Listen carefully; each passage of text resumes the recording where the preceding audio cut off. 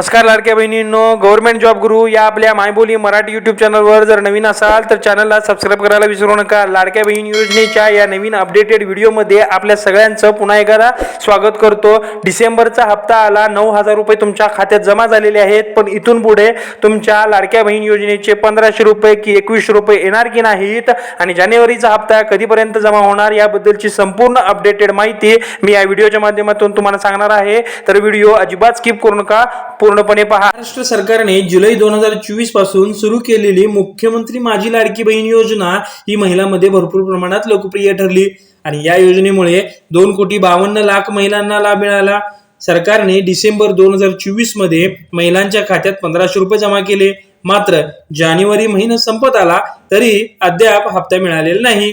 त्यामुळे महिला भरपूर प्रमाणात चिंतेत झालेले आहेत। आतापर्यंत 9,000 रुपये हे महिलांच्या खात्यात जमा केलेले आहेत, बरोबर। डिसेंबरच्या हप्त्यानंतर आता महिलांची अपेक्षा आहे की जानेवारीचा हप्ता कधीपर्यंत मिळणार। डिसेंबर मध्ये हप्ता मिळाल्यानंतर महिलांना अपेक्षा होती की संक्रांतीच्या निमित्ताने जानेवारीचा हप्ता मिळेल, पण अद्याप त्यावर सरकारकडून कोणतेही स्पष्ट संकेत आलेले नाहीत। महिलांनी प्रश्न विचारायला सुरुवात केली आहे की जानेवारीचा हप्ता कधीपर्यंत मिळणार, बरोबर। तर बघा लाडक्या बहिणींनो, बजेटमध्ये बदलण्याची शक्यता आहे। काय बदलण्याची शक्यता आहे की महायुती सरकारने निवडणुकीच्या प्रचारादरम्यान महिलांना 1500 रुपये हप्त्याऐवजी 2100 रुपये देण्याचे आश्वासन दिले होते। मुख्यमंत्री देवेंद्र फडणवीस यांनी बजेटमध्ये यावर विचार केला जाईल असे सांगितलेले आहे। बघा, मार्च महिन्यात जे अर्थसंकल्प होणार आहे त्यामध्ये या योजनेमध्ये जे महायुती सरकारने निवडणुकीच्या प्रचारादरम्यान महिलांना 1500 रुपये हप्ता देण्याऐवजी 2100 रुपये देणार याचे एक आश्वासन दिले होते। ते या मार्च महिन्यातल्या अर्थसंकल्पाच्या मध्ये आपण बघूयाच यामध्ये काय सुधारणा होणार आहेत, बरोबर। 2100 रुपये आपल्याला आता मिळण्याची शक्यता आहे, बरोबर। त्यामुळे मार्च महिन्यातील अर्थसंकल्पात यात ज्या बजेटमध्ये काहीतरी सुधारणा होण्याची शक्यता दिसत आहे। बघा, छगन भुजबळ यांचेही एक महत्वाचं वक्तव्य त्यांनी केलेलं आहे।